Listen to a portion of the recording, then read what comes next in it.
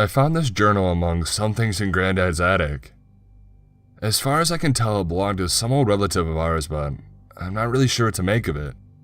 Maybe one of you guys can give me some help here. Maybe this is some sort of fiction the guy wrote while bored. I can't imagine running a farm was that entertaining, but at the same time, I really don't know. Some of the books are legible, but I have inscribed what I can down below. June 12th. Another storm tonight. A real bad one too. I think lightning touched down a few times in the pasture. I'm gonna have to go out tomorrow to make sure nothing's damaged. Today was good though. Productive. I think Rosa is going to have that calf soon. She's getting bigger by the day. Alva's talking about going to Sarah's grave again. I don't know if me or the boys will have time. She might have to walk there by herself. And I wouldn't say it to her, but I miss Sarah too. Almost too much. It's better I stay home. June 13th. Someone was out last night in that damn storm. Albert found him in the morning. He let the cows out to graze and went to check on the chickens before he heard a hullabaloo coming from the pasture. He ran out there and he found the poor fellow. It was obvious he'd been out there all night. He was soaked to the bone, naked as the day he was born, and for a moment, I thought I had a dead man on my land. But when he started to murmur, I had Albert and Sven bring him inside while I finished up the chores. The man's still not awake. We dressed him and set him by the fire to warm up. He's fevered, but Alva's a good girl and she's taking care of him. I'm surprised he's still alive after being out in the rain all night. Although, I'm not holding my breath to see if he survives. The chills might take him before the morning. June 15th. He finally woke up. He'd been out since we'd found him, mumbling deliriously and didn't have a clue where he was. But this morning while Alva was sitting by him, he opened his eyes and sat up and asked for some water. The man's got no memory of who he is or how he ended up in the pasture. I might end up making this month's trip to town earlier than planned and start asking around. Someone ought to be missing him, and well, he sticks out. He's a handsome man, strong jaw, hair so blonde it's almost white, and he's tall. He's got head and shoulders on me in height. He also has this scar on his back. Not a whipping scar. It looks like someone tried to skin him. It's only recently healed too.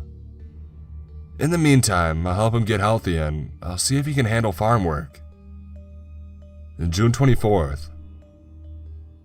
We've taken to calling our guest Stefan. He seems amused by the choice and he likes it, so Stefan it is. Still no memory, but he's gotten strong enough to walk around and keep the house neat. Alva already fancies him, practically lives to help him out and show him around. I can't say I dislike the man either. He's quiet, doesn't speak a harsh word. Since he's gotten so much better, I think I'll see about having him help me out with the cows in the morning. June 26th. The cows don't like Stefan. I don't know why, but the minute Stefan steps foot in the barn, they panic, start making a ruckus and kick out anyone who gets near him. I had to make him leave. I didn't want to panic Rose into losing her calf. The two goats we got don't mind him though. The male always seems to be an ornery thing, especially when we got near his wife. But Stefan can't enter the pen without getting butted, so that's his job now. It takes one more thing off of me and the boys' plate. June 27th. Alva had a nightmare last night that Rose lost her calf and gave birth to it dead. When Alva got close, the calf exploded into maggots that crawled onto Rose and ate her alive. Hell of a dream. She's still pretty shaken up about it. Stefan took over her chores for the day. He's a good man. Gonna make that run into town Monday. I'll bring Stefan with me. See if anybody can place him. It'll be a darn shame when he goes though. The bruises on my backside are finally fading since I don't have that damn billy goat charging me every time I go in there. July 3rd. No one recognized Stefan. I'm disappointed, but I'm also a little relieved. It means he can stay around longer. We don't mind having an extra mouth to feed here, especially since he's willing to work. He sleeps in my room now, just so no tongues wag about him sleeping too close to Alva. I won't have anybody slandering my girl's name. Stefan doesn't mind the bedroll at least. He's asleep now and his hair's still white as the day he appeared. It looks like a halo spread around his head now. His face sometimes twists in his sleep, as if he doesn't like what he's seeing. Maybe he's seeing pieces of who he used to be, but still can't put together who he is. Poor man. I can't imagine not knowing who you are. July 4th. I had a dream last night. Rose gave birth to her calf, dead like in Alva's dream, but instead of turning into maggots, Stefan walked up to it. His mouth was turned into a grin so disturbing it made me break into cold sweats. He knelt by the calf and pulled it up by its head before biting its throat. Worms crawled from the wound as Stefan chewed on the spoiled flesh. His teeth turned sharp as knives. He got up and he walked to me. I couldn't run away. I couldn't move a muscle. Stefan kissed me. His breath tasted like bitter rot. I could feel the worms from the meat squirming into my mouth and down my throat. And I still couldn't move, and I began to choke on Stefan's tongue and the worms. When I woke up, I found myself chewing on my blanket. Stefan had woken up and was getting dressed. Time for chores. He asked if I was alright. I lied and I said I just had a strange dream. My mouth still tastes like worms. July 6th. No more nightmares. None I can remember at least. But I think I'm walking about in my sleep. When I wake in the morning, my feet are covered in mud and I got scratches on my legs like I've been walking through thorns. It feels like I've walked for miles too. My thighs ache. Stefan's been a good help though. At night he's been massaging my back, trying to soothe the pain. He talks about his own dreams and what little he remembers. I don't listen to all of it. The man has good hands, but Stefan apparently had brothers once upon a time. Lots of them. He wasn't a farmhand, but he can't say what he used to do. Not sure if he can or he won't. Sven and Stefan had an argument. I don't know what about, but Sven seems to got the idea he's sweet on Alva. I don't know where the hell that idea turned up, but Sven's like his mother, stubborn once his mind latches onto an idea. If Stefan wanted to marry Alva though, I'd give that marriage my blessing, if that's what the both of them wanted. He's taking good care of her. On July 7th. The calf was born dead alright, and Rose died too. Something must have gone wrong. The calf had gotten stuck and that's what caused the bleeding. And Albert found their bodies, the calf still hanging out of Rose's body, halfway as they laid in a pool of blood. The stench is so bad. I think it'll stick to the walls forever. Trying to salvage what we can by butchering the two of them and salting the meat to save. I'm starting to think Stefan used to be a butcher. He carves meat professionally. I might see if he ever wants to leave to get him started in town as that. I hate that I lost the cow, but it ain't Stefan's fault, no matter what Sven thinks. I think Sven's been paying a little too much attention in church.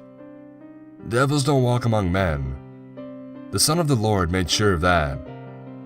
They have no power over us. July 15th. I can't let my children know what happened this afternoon. They'd never look at me the same again. Stefan and I were out repairing the fence when he asked if I could go for a walk, farther from the house, so we could be alone. The look in his eyes wasn't the kind of alone that I should have agreed to, but I did. Stefan and I sinned together under the apple tree. I loved Sarah, I did, but she never made me feel like Stefan did. It was bliss. Like my wedding night all over again.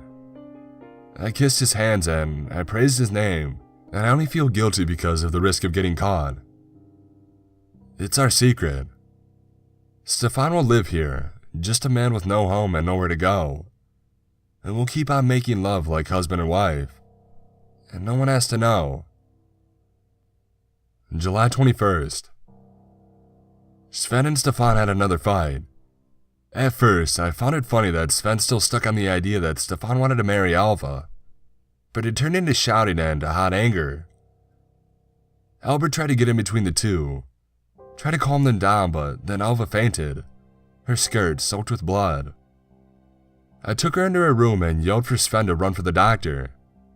I had to undress her to see if she was injured, and that's when I saw it. A dead black kitten was curled between her thighs, and as far as I can tell, she birthed it. I hid the cat's body by the time the doctor came and he diagnosed it as one of those monthly things.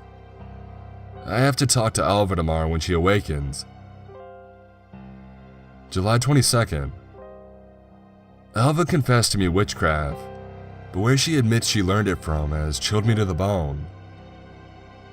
Stefan gave her the tools to talk to the devil himself, to sell her soul to gain his power. I didn't believe her. I called her a liar and that she'll burn in hell for tarnishing a good man's name. She burst into tears and she told me everything. Stefan told her she had a gift, a power that could be unlocked.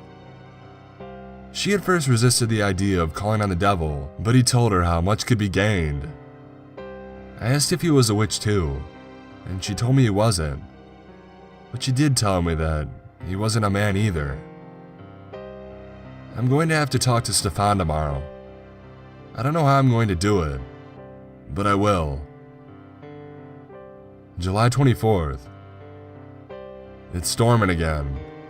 I still haven't talked to Stefan and I've let him sleep in my bed and kiss my body, but I can't ask him why he turned my daughter to witchcraft. I'm afraid of his answer. Alva's strength has returned, and more so, it's doubled. I've seen more cats. Black ones. I had to set down my journal. I thought it was hailing, but it's not. It's raining toads. Toads and blood. On July 28th.